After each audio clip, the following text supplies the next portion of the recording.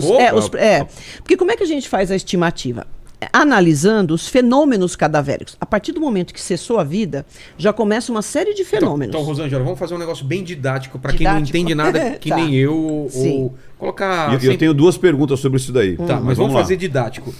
A pessoa acabou de morrer, o que vai acontecendo no corpo? Primeiro, 3 fenômenos abióticos. Resfriamento. O que é abiótico? Não entrou a parte ainda interna de decomposição. Tá? Então, bióticos fora, não começou o processo, porque sempre a decomposição começa de dentro para fora. Ah, é? De dentro para fora. Então, primeiro, nós temos 3 fenômenos. Resfriamento do corpo, e um corpo, ele resfria 1 grau por hora. Como o carro, como o motor de um carro. É igualzinho. Quando você desliga o carro... Ainda fica aquele... 1 grau por hora. Muito bem. A rigidez cadavérica, ela vai se instalando e ela tem uma progressão. Então, começa na mandíbula, a região cervical, braços, tronco e perna. Então a gente já sabe como que começa. Essa ignorância acontece por quê? O sangue para de circular? O que é? Os músculos vão enrijecendo, então, mas vão retesando, porque não assim, tem... Né? Pode ficar. Não, se ela estiver assim, ela não abre. Você não consegue abrir, né? Mas esse é um outro fenômeno. Ah, é? Que não é esse. Tá, então a gente fala rigidez. Tá, rigidez começa também a se instalar. Resfriamento, rigidez e a formação... A indiscrição. Sim. Tudo fica duro? Não, o que você está pensando, não. Pô, pera um pouquinho, só se acontecer um espasmo cadavérico, aí é outra coisa. Cara, aí tudo fica duro. Eu queria ser encontrado... com espasmo cadavérico? Exato, né? Porque fala, nossa, Vilela, parabéns, morreu bem. A peça não fica... Não, a não ser... Nem depois de morte. A não ser que tenha um espasmo cadavérico. No momento da morte, você tá, por exemplo, com o pênis ereto, você vai ficar. Caramba! Nós já atendemos casos assim. Se você estiver fazendo besteirinha, escovou os dentes, tomou banho, e aí você tava... morri. Aí teve um ataque cardíaco, mas não é sempre que acontece isso. Gente, não é sempre. Assim, 99% dos casos é flacidez. Mas por que essa rigidez ela não acontece lá, por exemplo? Porque não tem... essa rigidez que vai acontecendo no corpo do cadáver? Porque o pênis é um músculo. Para ele ficar rígido, tem que ter sangue. Tá? Então, não necessariamente... Entendi. Claro que ele tem sangue, mas assim, o que faz a ereção, né? É o sangue todo que vai... Exatamente. Agora, já aconteceu do indivíduo morrer e ter esse espasmo cadavérico que ninguém sabe explicar muito bem. Depois de morto? Não, assim... Na hora da morte. Então, muitas pessoas falam, muitos estudiosos, é porque foi uma morte muito repentina. Ou então ele sofreu muito, que acontece, mas é raro. Nós temos lá, eu atendi um caso interessante, que o indivíduo estava numa briga de faca. Ele com a faca e o agressor lá, o outro. Ele perdeu a briga, é claro, porque ele foi encontrado morto. O cara ainda jogou num riachinho. Quando nós tiramos, ele estava exatamente assim, segurando firmemente a faca. Na mesma pose. Ele caiu e ficou assim. Interessantíssimo. Ele morreu naquela posição que ele estava... Exatamente. Que ele tomou um golpe, que ele estava segurando firmemente a faca. Interessante isso. É algo difícil. Existe... lógico, a gente vê tanta coisa, né? Até porque vira streaming, né? Vira seriados e tudo mais. Existe algum tipo de movimento pós-morte? Que a gente ouve falar às vezes. Tipo assim, que a pessoa tá lá no necrotério ou no próprio ML, aí, puf, o braço mexe. Mexe. Talvez por conta justamente dessa... Não sei se é lenda, a gente escuta disso, né? Isso aí tem um pouco de mito. Ou faz um... vou falar, se vocês querem... Sim. Da boquinha? Da boquinha, sim. Caso de enforcamento. O cara morto fazia... Mas aí é um caso específico. Enforcamento. Quando o enforcamento, o laço é muito duro, a gente chama de laço duro... Quando o instrumento utilizado, ele tem uma superfície menor e ele segura mesmo. Sabe varal? Sei. Aquela corda de varal. Aquelas cordinhas todas são excelentes.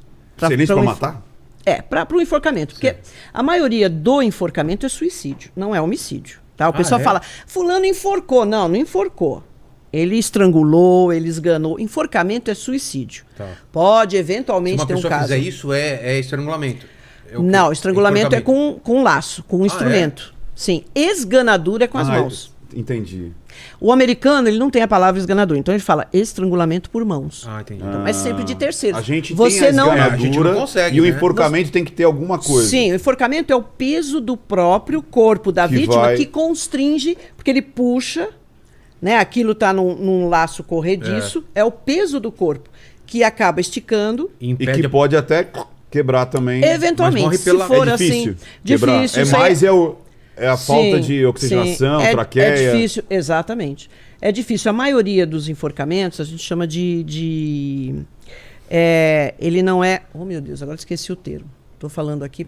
Ele não é... O corpo não está totalmente sustido. Ele está apoiado em alguma coisa. Então, é interessante que muitos delegados novos, o pessoal mais novo, até perito, fica assim, nossa, será que foi um homicídio? Mas não é. É impressionante como as pessoas têm conhecimento a respeito de enforcamento. É impressionante. As pessoas que se utilizam... Sim, que se utilizam. Não, mas é demais. É demais. É assim, a gente pega um indivíduo que se enforcou sentado no tanque. O cara faz a cordinha, põe na cabeceira da cama e só deita e se enforca. É impressionante. E consegue, né? O intento que é se matar. Tem aquela coisa também dos caras, daquele negócio do cara ter o sexual, né? Que o cara se enforca... asfixia erótica. Erótica e aí solta na hora que tem o orgasmo. Você já pegou gente tipo, no motel? Asfixia erótica? Sim. Passa do Autoasfixia erótica e asfixia erótica no com outra pessoa. Sim. Nossa, sim. Isso é comum porque passa da medida. A pessoa fica tão entusiasmada e vai. Vou segurar um pouco mais, vou segurar um pouco mais. Mas tem viu? Autoasfixia erótica. O indivíduo que fazia lá o filme, aquela série do Gafanhoto, esqueci o nome dele, Carradine. John. Ele morreu assim? Carradine. Sim. Dizem que ele estava filmando. Né? O vocalista do Nexus morreu. Exato, assim, tem muito. E aqui no Brasil também, viu? O indivíduo faz lá na beliche dele mesmo, no quarto. É verdade, o cara tá. Por que viver perigosamente assim, né, gente? Mas as pessoas que fazem isso, elas dizem, não sei porque eu não tenho experiência própria, mas já conversei com várias pessoas que elas dizem que realmente dá uma sensação muito grande. Entendeu? Que potencializa, né? Paquito, potencializa, porque a falta de oxigênio. Mas crianças, cadê? Não façam em casa. Não façam isso. Você pode morrer. Então não vai tentar, porque você pode morrer. Mas vou voltar então, Rosângela. A gente falou sobre perda de calor, esfriamento do corpo. Resfriamento. Rigidez. A rigidez, tá? E começa a formar uma coisa que a gente chama de hipóstase ou hipostase. Tem as duas formas, eu prefiro hipóstase. Porque o sangue, ele tende a se depositar na parte mais baixa do corpo. Então, por exemplo, se o indivíduo morre e ele está em decúbito dorsal, ele está de barriga para cima, o sangue que está nessa superfície aqui, ele tende a descer por capilaridade. Gravidade também? É isso, a gravidade, a força da gravidade. Então, desce, o que você vai ver? No lado que o sangue desceu, tem a lividez. Que lividez o que é? Cor de cadáver. A gente usa muito isso. Nossa, você ficou lívido, porque você, né, de repente, com uma ação, você perde a cor. É bem isso. Então, o lado que o sangue sai, fica lívido. E onde ele se deposita, formam aquelas manchas róseas e etc. Saquei. Isso é importante para a gente observar se aquele corpo não foi mexido. Então, isso também é um fator importante. Então, analisando o resfriamento... Só para explicar para a pessoa de casa. Então, olha que legal isso, Vilela. Então, vamos lá. De repente, vamos supor que eu morri de lado. Essa aqui ia estar lívido. Isso. E aqui ia estar... Só que daí eu levo esse corpo para algum lugar para fazer... Deixa estendido e assim. Deixa bacaninha assim e fala, opa... Aqui não. Já vamos por quê. Então por isso que você descobre se mexeram. Exatamente. Esse é uma das coisas. Ele morreu em outro lugar e foi trazido para cá. Ou ali mesmo no local. Claro que tem gente que mexe de forma culposa, vai. Não deveria estar mexendo, mas mexe porque quer ver, será que está vivo? Vira, a família faz isso. Agora, tem gente que faz isso dolosamente. Então é importante. O cara faz isso para mascarar alguma coisa e levar a polícia ou a perícia a erro. Entendi. Entendeu? Então, esses fenômenos, a hora que eu começo a observar esses fenômenos, que tem aproximadamente um período. E vai te dando desde horas dicas, a dias até meses. Exato. Né? Então, esses primeiros fenômenos abióticos. Aí começa a formar uma mancha verde, que a gente chama. Que ela se forma na região do ilíaco, no intestino. Porque ali começa a fermentar tudo. Forma um gás sulfídrico, que ele é verde. Então, você observa. A pele está verde. E aquela mancha ela vai se estendendo. Vai espalhando, o indivíduo fica praticamente verde e aquilo vai escurecendo porque o sangue está se deteriorando. E aí começam todas as vísceras a formar gases, putrefação. Por isso que o cadáver incha. Aí você vê, ele toma uma cor diferente, a pele fica enegrecida. Ele incha por quê? pela formação dos gases. Aquilo vai de dentro para fora. Porque, me corrija se eu estiver errado, a gente tem zilhões de bactérias. Sim. E essas bactérias falam, pô, eu preciso comer. Então elas começam a digerir o autólise. próprio... Autólise. É isso? É isso. Legal. E começam a formar, em função disso, esses gases. O corpo vai inchando. É o que a gente chama de fase enfisematosa, é gasosa. Ele se transforma. Isso que eu queria perguntar. Eu vejo muitas pessoas falando assim, eu não reconheci, nem se era homem, se era mulher. Chega nesse ponto? Da pessoa olhar, parente olhar e falar assim, e aí? Não é. Acontece. Nessa fase, assim, você olhar, falar, não, é homem e mulher, dá. Porque, inclusive, o que ocorre? Protrusão dos olhos, os olhos saem das órbitas, a língua sai da boca, então protrusão de língua. Ela vai para fora da boca? Ela sai da boca, sim. Mas nos casos de asfixia também, viu? Seja enforcamento, estrangulamento, esganadura, também sai. E a pele fica escura. Então, realmente, para você identificar... Mas homem e mulher dá bem a diferença. Por causa da genitália. A genitália também cresce. Então... Também fica enorme. Sai... Parece até que o pênis está ereto, mas não é. É mesmo? É dos gases que se formam nessa região, vai tudo ali. Agora, se for afogado, eles comem, né? Come. Normalmente come o pênis, porque está ali. Sim, e o peixe também. Gente, tudo que é mucosa, esses bichinhos vão direto, tá? Não é só peixe, não. Ave também. Então vai tanto no ânus quanto... É um tubo só, né? E por isso que eu vi muita gente falar não sabe se é homem ou mulher, porque comeu a genitália. E você não sabe se é homem ou mulher, porque comeu. Mas nessa fase ainda dá pra gente identificar. Claro, se você é treinado, você consegue observar. E aí o problema são as flictenas, porque além dele inchar, começam a formar bolhas na pele. Né? Então, assim, super complicado, você tem que ter cuidado na hora de virar, porque aquela flictena, tanto ela tem gases extremamente tóxicos, como ela tem líquido também. Então, nós temos até um perito, que já até se aposentou, que ele perdeu um olho. Na hora de virar, sim, saiu aquela... É uma sopa de bactéria. Ácido? É uma sopa de bactéria. Pá, pegou no olho. Perdeu o olho? Perdeu infecção, brabíssima. Então, a gente precisa ter cuidado. Depois dessa fase, entra uma que chama colicoativa, é quando a gente começa a derreter. Literalmente, a gente vira derreter. Então, toda essa músculo, carne, gordura, ela vira uma massa. Mas isso já está em quanto tempo? Mas não precisa muito, não. Dependendo, se for um local muito quente, coisa de 20 dias, um mês, já começa. Porque isso que eu estou falando para você, de inchar, 3 dias, tá? 3, 4 dias. 3, 4 dias já está inchando. Já está inchando. Derreter é a última fase. Não, depois vem a esqueletização, porque primeiro você vira uma massa pútrida, né, que tem aquele odor horrível. Qual é o odor? É aquele odor de rato morto? Não é. Não é aquele agridoce? Não é odor de carniça. O pessoal fala assim, carniça. Bicho tem um cheiro. Peixe também. Humano é um odor assim totalmente diferente. Se você sente isso a primeira vez, você já sabe que é de decomposição de cadáver. Né? Dá para explicar assim? Que seria... O cheiro de carniça é bem característico. Então, não tem nada a ver? Não tem nada a ver, gente. É um negócio diferente. Eu não sei assim explicar especificamente por quê. Mas... Talvez hormônios e outras substâncias que nós temos, que ali na putrefação começam a agir, mas que fica um odor diferente. Não é cheiro de carniça, de cachorro que morreu, de bicho que morreu. Nada a ver. E vamos colocar numa linha de tempo, então. Tá. Primeiras horas. Os fenômenos abióticos. Então não entrou nada, ainda está tudo lá meio parado. O que a gente observa? Resfriamento do corpo, a formação das hipóstases, porque o sangue vai depositando, né? E o enrijecimento. Então, desses 3, o que vai começar mais tarde é a rigidez. Então, começa na mandíbula, vai para a região cervical, braços, tórax e pernas. Se ele está totalmente rígido, quanto tempo você falaria? Aconteceu de tanto... Totalmente rígido? Umas 15 horas, 18 horas. Já está instalado. Depende do indivíduo, de características mesmo corporais do indivíduo, anatomia. Se está tomando muito antibiótico, tem medicamento que retarda. Então você tem que considerar tudo isso. O indivíduo que está com febre, se eu tenho 2 cadáveres, um cara está com 40 graus, o outro está na temperatura normal, 36. Vai mudar aquele claro que vai mudar. Não, ele vai, mas só que ele vai demorar mais. Vai demorar mais. Aí eu falo, mas esse cara foi morto, né? Você fica... Porque um tá já com 34, 33 graus e o outro ainda tá. Se ele estava com febre, 40 graus, ele deve estar lá nos 40, nos 38. Então tem diferença. Tudo isso você tem que considerar. E o ambiente e essas características. Pessoas magras, esportistas, elas enrijecem muito mais rápido.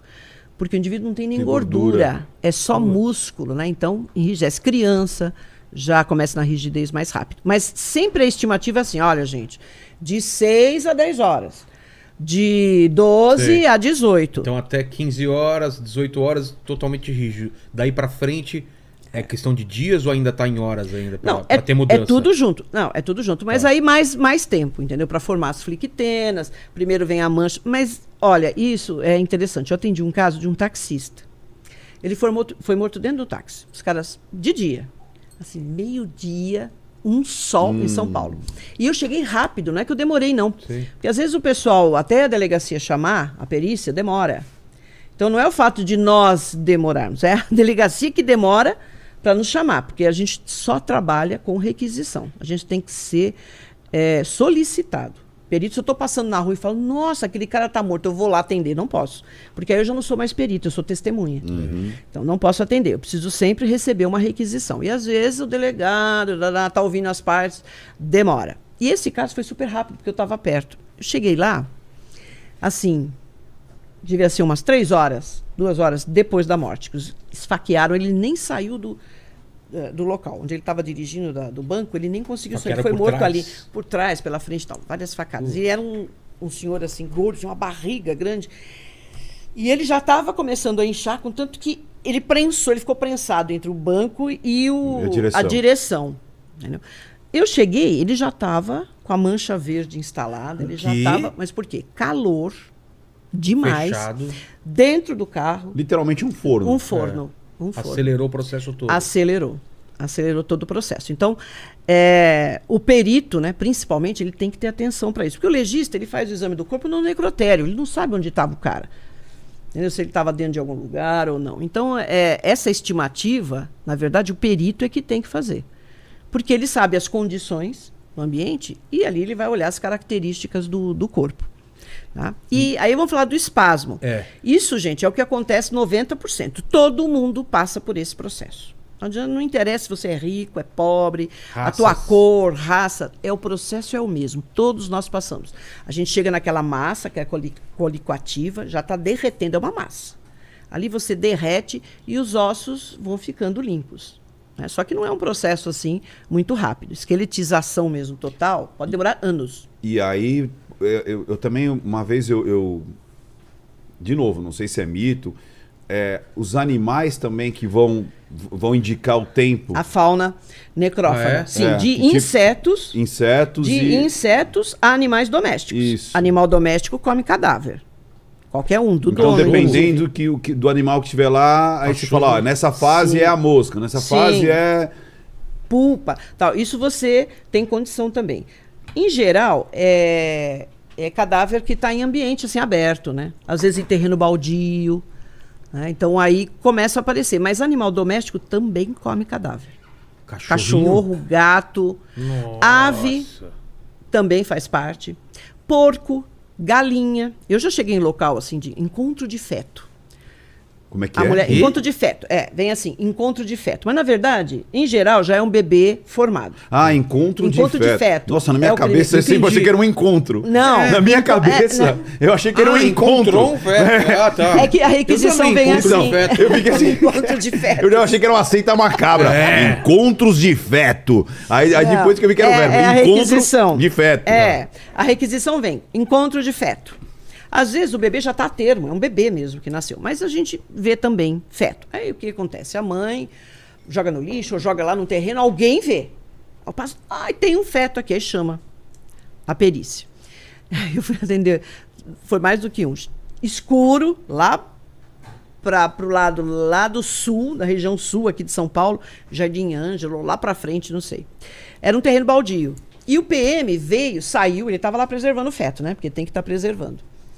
E ele saiu para nos ajudar, para indicar para a gente o caminho, porque a gente estava lá, olha, precisa de ajuda, a gente não encontra aqui o caminho e tal.